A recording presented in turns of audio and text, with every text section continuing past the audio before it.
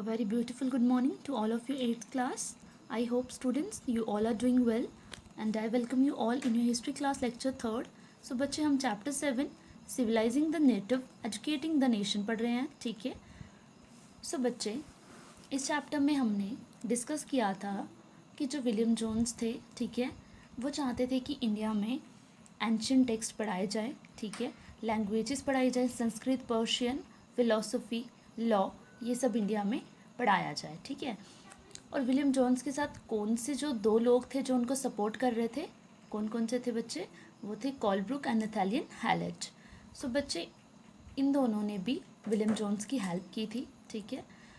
पर William Jones को कुछ लोग क्रिटिसाइज़ कर रहे थे. वो चाहते थे कि ओरिएंटलिस्ट की लर्निंग इंडिया में नहीं आनी चाहिए क्योंकि ओरिएंटलिस्ट जो है उनको नॉलेज नहीं है, ठीक है. वो आज हम डिस्कस करेंगे किसने ओरिएंटलिस्ट लर्निंग को क्रिटिसाइज़ किया. Okay, so let's start.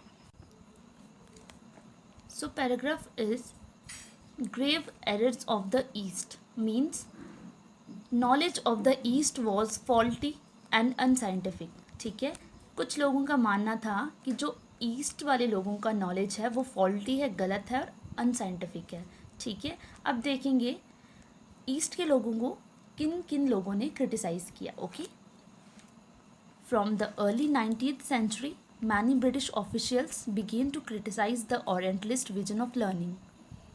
तो बच्चे अर्ली 19th century में बहुत सारे ब्रिटिश ऑफिशियल्स थे जिन्होंने क्रिटिसाइज़ किया ओरिएंटलिस्ट विजन ऑफ लर्निंग, ठीक है. They said that the knowledge of the east was full of errors and unscientific thought. Eastern literature was non-serious and light-hearted, so they argued that it was wrong on the part of the British to spend so much effort in encouraging the study of Arabic and Sanskrit language and literature. So students, कुछ British officials जो थे वो orientalist vision of learning को criticise कर रहे थे, ठीक है. उनका कहना ये था कि जो ईस्टर्न वाले लोगों का नॉलेज है, जो नॉलेज है ईस्ट का, वो गलतियों से भरा हुआ है और उनका जो थॉट है वो अनसाइंटिफिक है, ठीक है.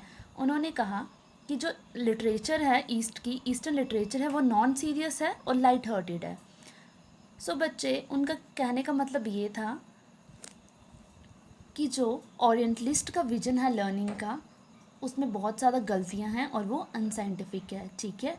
सो उन्होंने कहा, ब्रिटिश ऑफिशियल जिन्होंने क्रिटिसाइज़ किया, उन्होंने कहा ये बहुत गलत हो रहा है, ठीक है. ब्रिटिशर्स को बहुत सारे एफर्ट स्पेंड नहीं करने चाहिए अरेबिक और संस्कृत लैंग्वेज को स्टडी करने के, क्योंकि ये सब क्या है, गलत है, ठीक है. ये कुछ ऐसे लोग थे जो ओरिएंटलिस्ट विजन ऑफ लर्निंग को क्रिटिसाइज़ कर रहे थे, जो इंडिया के एंशियंट टेक्स्ट को, एंशियंट लैंग्वेजेस को क्या कर रहे थे बच्चे, क्रिटिसाइज़ कर रहे थे.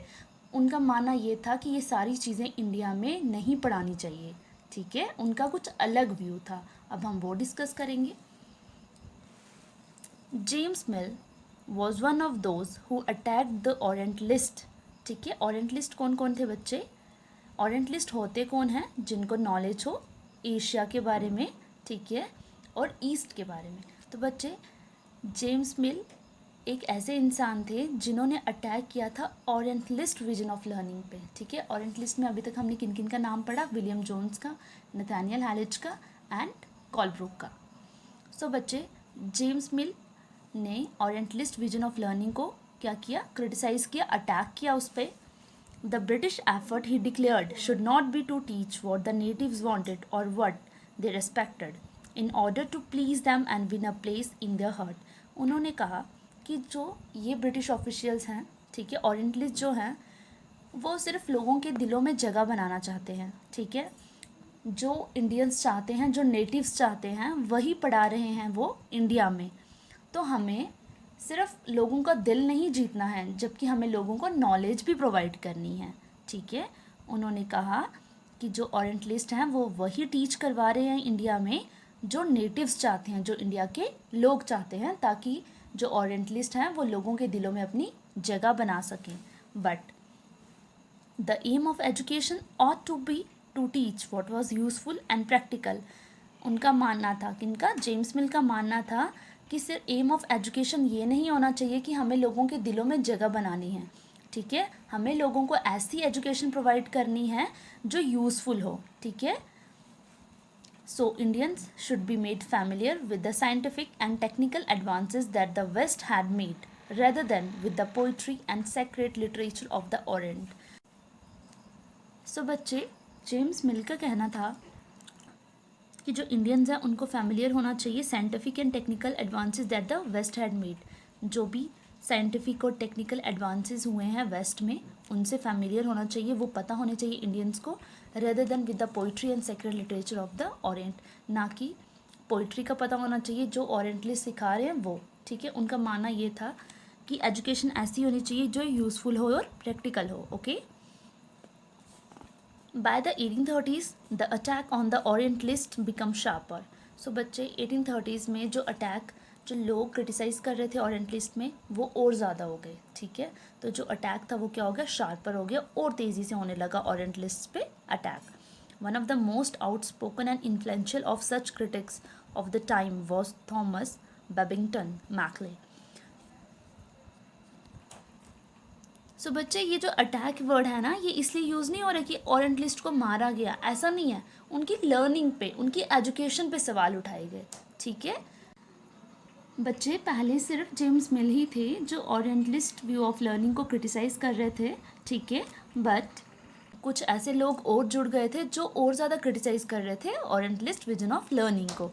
उनमें से जो मोस्ट आउटस्पोकन थे और इन्फ्लुएंशियल थे वो कौन थे, Thomas Babington McClay. He saw India as an uncivilized country that needed to be civilized. No branch of Eastern knowledge, according to him, could be compared to what England had produced.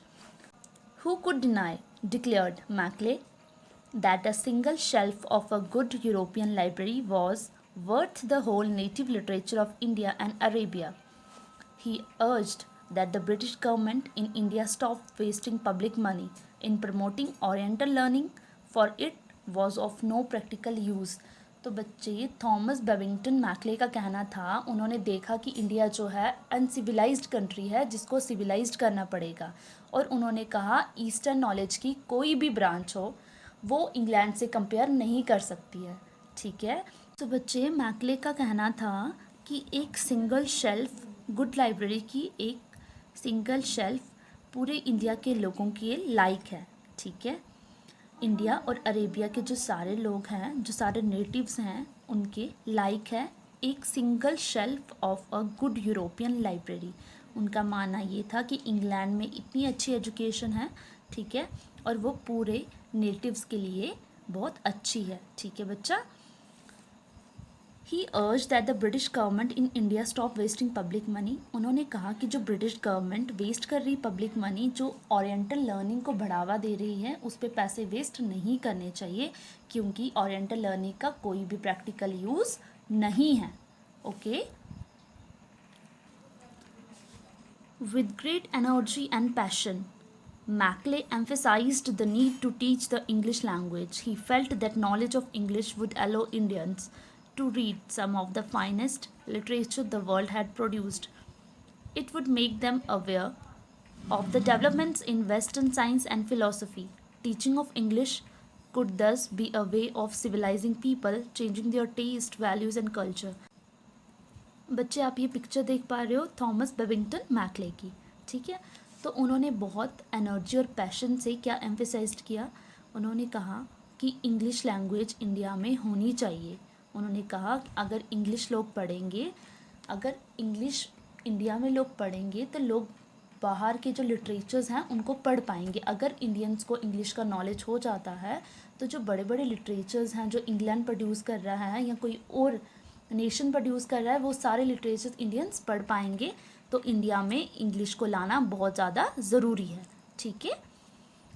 और teaching of English could दस be a way of civilising people. और English की teaching से ही लोग civilised हो सकते हैं, अपना टेस्ट जो है वो चेंज कर सकते हैं, वैल्यूज़ चेंज कर सकते हैं और कल्चर भी चेंज कर सकते हैं. ओके.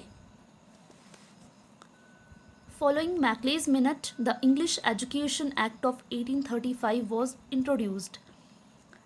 मैकले ने ये कहा ही था कि बच्चे 1835 में इंग्लिश एजुकेशन एक्ट जो है वो इंट्रोड्यूस किया गया. Okay. The decision was to make English the medium of instruction for higher education. ठीक है. और डिसाइड किया गया कि हायर एजुकेशन जहाँ भी प्रोवाइड की जाएगी वहाँ इंग्लिश जो होगी वो मीडियम ऑफ इंस्ट्रक्शन होगी. Okay. And to stop the promotion of oriental institutions like the Calcutta Madrasa and Banaras Sanskrit college.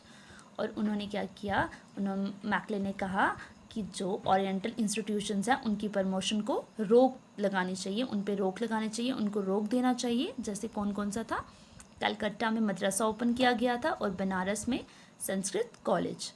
These institutions were seen as temples of darkness.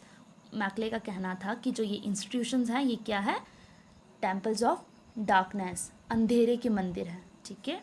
That were falling of themselves into decay, जो सारी natives को कहाँ लेके जा रहे हैं, विनाश की तरफ, डिस्ट्रक्शन की तरफ. English textbooks now begin to be produced for schools. और बच्चे, उन्होंने जो कहा था कि इंग्लिश एजुकेशन इंट्रोड्यूस होनी चाहिए इंडिया में. ठीक है. तो बच्चे, उनके कहने पे जो एक्ट था, इंग्लिश एजुकेशन एक्ट 1835 में इंट्रोड्यूस किया गया और डिसाइड किया गया कि हायर एजुकेशन के लिए इंग्लिश जो है मीडियम ऑफ इंस्ट्रक्शन होनी चाहिए. ओके. एंड बच्चे, जो ओरिएंटल इंस्टीट्यूशंस थे जैसे कलकत्ता में मदरसा था और बनारस संस्कृत कॉलेज था, इन पे रोक लगाने के लिए भी मैकले ने कहा. ठीक है. और बच्चे, इसी के साथ जो इंग्लिश की बुक्स थी वो भी स्कूल्स में प्रोड्यूस होने लगी. ओके. तो बच्चे, पहले हमने ये देखा कि विलियम जोन्स आए, उन्होंने ओरिएंटल लर्निंग को प्रमोट किया. ठीक है. जिनको क्रिटिसाइज़ किया थॉमस बेबिंगटन मैकले ने. ओके. सो आगे आगे हम देखेंगे कि हमारी एजुकेशन सिस्टम में कौन कौन सी चेंजेस आई. But that's all for today's video. अगर आपको इस लेक्चर में कोई भी डाउट होता है तो आप अपने डाउट सेशन में अपने डाउट क्लियर कर सकते हो. Thank you and have a nice day.